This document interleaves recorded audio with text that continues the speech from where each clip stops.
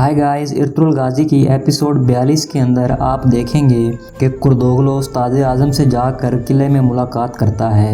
यहाँ पर कुर्दोगलो कबीले के अंदर अपने एतमाद के बंदे ख़रीदने के लिए उस्ताद आज़म से पैसों की डिमांड करता है और उस्ताद आज़म कहता है कि इतने सारे माल के इवज़ तुम क्या दोगे हमें। तो कुर्दोगलो उसको बताता है कि मैं कबीले के अंदर फूट डलवा दूंगा, मैं कबीले के अंदर भाई को भाई से लड़वा दूंगा, यहाँ तक कि दोनों भाई सरदारी के लिए लड़ रहे होंगे और सुलेमान शाह अपने दोनों बेटों का दुश्मन हो जाएगा। इससे आगे आप देखेंगे कि कार्डिनल थॉमस का भेजा हुआ क्लॉडियस हलब शहर के अंदर पहुंच जाता है और वहां पर जाकर इब्नुल अरबी का पता पूछकर वहां पर दरसगाह के अंदर चला जाता है और वहां पर जाकर ये बताता है कि मैं एक सियाह हूं और आपके दरसगाह में शामिल होना चाहता हूं और वहां पर जाकर इब्नुल अरबी की इजाज़त से उनके दरस में शामिल हो जाता है। इससे आगे आपको ये देखने को मिलेगा कि सलजान अपने खेमे के अंदर अपने शोहर को उसकी माँ के ख़िलाफ़ वरगला रही होती है।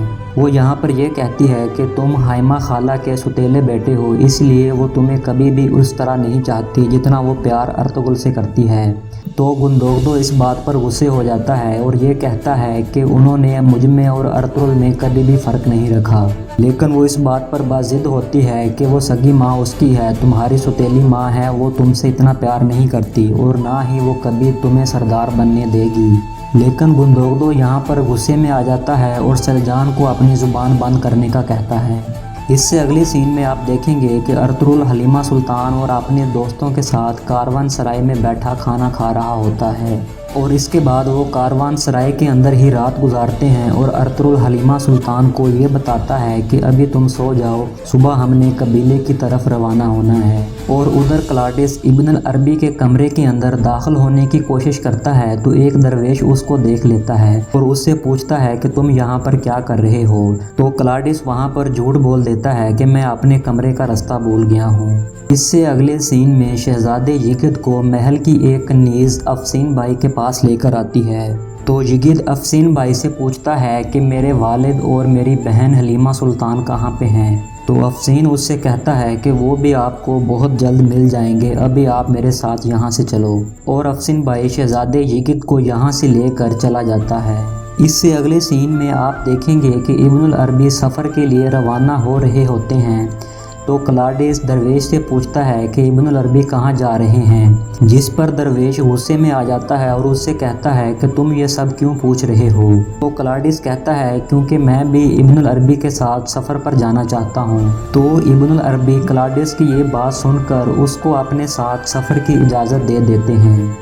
इससे अगले सीन में उस्ताद आज़म टाइटस को हलब की तरफ रवाना करते हुए ये कहता है कि इस बार तुमने अपना पूरा तजर्बा इस्तेमाल करते हुए पहले से भी ज़्यादा ज़ोर के साथ हलब के अंदर अपना जाल बिछाना है।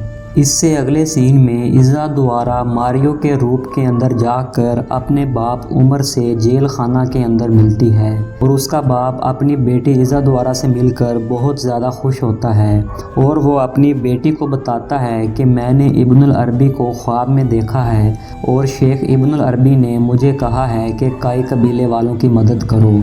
इससे अगले सीन में आप देखेंगे कि शेख इब्नुल अरबी सफ़र के दौरान आराम के लिए कहीं पड़ाव डाल देंगे और दरवेश को लकड़ियां लाने के लिए भेज देते हैं। दरवेश के जाने के बाद क्लॉडियस इब्नुल अरबी के ऊपर हमला कर देता है।